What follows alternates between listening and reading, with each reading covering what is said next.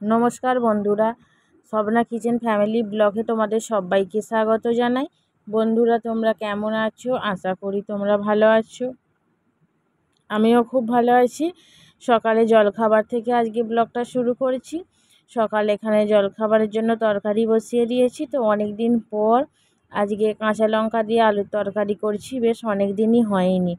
তো এখানে চাও হয়ে এসেছে আর এখানে তরকারিও হয়ে এসেছে। তো এই হচ্ছে আমাদের সকালের জলখাবার। আর সকাল কি বলবো, সারা রাত যে বৃষ্টি হয়ে যাচ্ছে না, আর বৃষ্টির আওয়াজ শুনতে শুনতে ভালোই লাগছে না।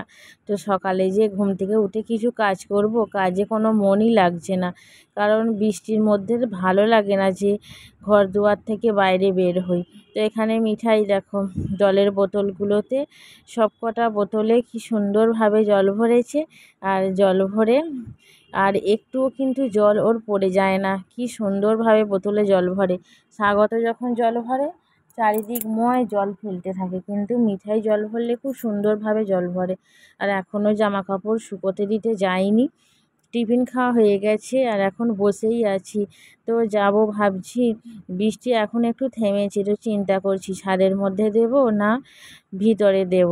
তো ভাবলাম ভিতরেতেই দিয়ে দিই, কারণ আবার যখন বৃষ্টি আসবে তো আমাকে আবারও ছুটে জামা কাপড়গুলোকে তুলতে যেতে হবে। তো এখন বসে গেছি সবজি কাটতে, জামা কাপড়গুলো শুকোতে দিয়ে এলাম। তো বৃষ্টি আবারও চালু হয়ে গেছে। তো আজকে কি রান্না করব দেখো। তো বৃহস্পতিবারে তো নিরামিষ রান্না হয়, তো আজকে নিরামিষ রান্নাই করব। তো সেই জন্য এখন বাঁধাকপি কেটে নিচ্ছি। তো বাঁধাকপিটা তরকারি হবে। বাঁধাকপিটা বেশ কিছুদিন হবে নিয়ে এসেছি, কিন্তু এটা ওটা সবজি আছে বলে না বাঁধাকপিটা রান্না করাই হয়নি, ফ্রিজের মধ্যেই ছিল। আজকে বাঁধাকপিটাকে বার করলাম। তো আর কি হয় সবই তোমাদের সাথে শেয়ার করব। এখন সবজি কাটতে বসে গেছি আর দেখছি মিঠাইটা কোথা গেল, কারণ ও তো সবসময় আমার কাছেই থাকে, যদিও বাড়ি থেকে বের হবে না, বাড়ির মধ্যেই আছে, এই ঘর ও ঘর করে, তারপরে ওপর নিচেও করে, এইসবই করতে থাকে। তো ওই জন্যই আমি এদিক ওদিক একটু দেখলাম যে মিঠাই কোথা গেল। দেখলাম আমার পাশেই আছে। তো একবার আমার পিছনে থাকবে, একবার ক্যামেরার সামনে আসবে, এই করবে। আর ও না আমি কি করছি সেগুলোকে খুব মন দিয়ে দেখে, দেখে করবার চেষ্টা করে। বাচ্চা তো, আমি সব কিছু ওকে করতে দিই না। যেরকম জলের বোতলগুলো খালি ছিল সেগুলোকে দাঁড়িয়ে দাঁড়িয়ে ভরে নিল। আর ওই যে এখন আমার পিছনেই আছে। ওকে এবার খাওয়াবো, এখনও খাওয়ানো হয়নি। তো এবার দেখো বন্ধুরা, মিঠাই এখন বসে পড়েছে লেবু খেতে। এখনও ওকে চান করাইনি, এবার চান করাবো। তো আমি ভাবলাম রান্নাটা চাপিয়ে দিয়ে তারপরে চান করাবো। ওকে একটা লেবু কেটে দিয়েছি, ও এখন খুব সুন্দরভাবে বসেছে। বসাটাও ওর খুব সুন্দর, একেবারে পা চাপা দিয়ে তারপরে খাটুমালা হয়ে বসে। তো বসে বসে এখন লেবু খাচ্ছে আর এদিকে রান্না চাপিয়ে দিয়েছি। বেশ কিছু রান্না আমার হয়ে গেছে। আর এখানে কাঁকরোলগুলোকে ভেজে নিচ্ছি। আমরা তো এগুলোকে কাঁকরোল বলি, তো তোমরা কি বলো অবশ্যই আমাকে জানিও। এক একজনেরা এক এক রকমের নাম বলে এটা।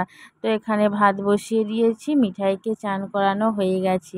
আর এই যে চলে গেছে তুলসী তলায় জল দিতে। তো তুলসী তলায় জল দেওয়া হয়ে গেছে। আর ওই যে আসছে, আস্তে আস্তে আস্তে আস্তে আসছে। উঠোনে তো প্রচণ্ড কাদা হয়েছে। তো আজকে দুপুরবেলা রান্না করেছিলাম কাঁকরোল ভাজা, তার সাথে বাঁধাকপির তরকারি হয়েছিল, ডাল হয়েছিল আর পটল ভাজা হয়েছিল। আজকে সমস্ত রান্নাই নিরামিষ করেছি। তো বন্ধুরা দেখতেই পাচ্ছ এখন সন্ধে হয়ে এসেছে। আর এই যে জামা কাপড়গুলো আমি ধুয়ে জল ঝরাতে দিয়েছিলাম, তো জল ঝরে গেছে, এখনও কিন্তু একটুও শুকনো হয়নি। মিঠাই এই মাত্র ঘুম থেকে উঠলো আর আমি এখন যাচ্ছি ছাদে। তো ছাদে যাচ্ছি কারণ ছাদে যে চিলেকোঠা আছে না, ওখানটা দড়ি টাঙানো আছে, তো সেইখানেই আমি এই শাড়িগুলোকে মেলে দেব। আর যেগুলো একটু ছোট ছোট আছে সেগুলোকে তুলে নিয়ে চলে আসবো ঘরে। তো পাখা চলবে, খাটের মাথায় দিয়ে দিলে ওটা সারা রাত্রিরে ঠিক শুকিয়ে যাবে। এই যে এগুলো অনেক শুকনো হয়ে গেছে, তো এগুলোকেই তুলে নেব, নিয়ে আর যেগুলো নিয়ে এলাম সেগুলোকে মেলে দেবো। এবার নেমে যাব, সন্ধে দিতে হবে, কারণ সন্ধে হয়েই এসেছে, বৃষ্টি তো একেবারেই থামেনি। সন্ধে দিলাম, সন্ধে দেওয়ার পরে একটু চা বসিয়েছি, চা হবে, তারপরে কিন্তু রাত্রিরে রান্না হবে।